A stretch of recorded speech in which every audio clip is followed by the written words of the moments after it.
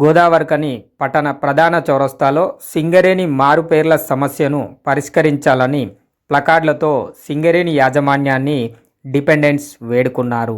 రాబోతున్న 28వ తేదీన స్ట్రక్చర్ మీటింగులో మొదటి అంశంగా ఎన్నో సంవత్సరాల నుండి పరిష్కారం కాని ఈ మారుపేర్ల సమస్యను తక్షణమే పరిష్కరించాలని రామగుండం, శ్రీరాంపూర్, మంచిర్యాల, భూపాల్పల్లి కార్మికుల డిపెండెంట్స్ ఏకమయ్యామని, ప్రభుత్వాలు మారినా సమస్య మారడం లేదని వారు పేర్కొన్నారు.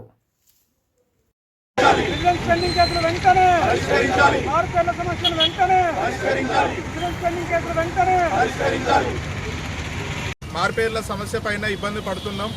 దగ్గర మేము ఒక 1000 నుంచి 2000 మంది దాకా కూడా సింగరేణి అన్ని ప్రాంతాల నుంచి ఉన్నా కూడా ఇంతకు ముందు ప్రభుత్వం ఎటువంటి రకంగా కూడా మమ్మల్ని స్ట్రక్చర్ మీటింగ్లు పెట్టకుండా ఇప్పుడు దగ్గర 6 సంవత్సరాల నుంచి స్ట్రక్చర్ మీటింగ్ లేకుండా ఉండి మా సమస్యలను తీసుకోలేకపోయారు.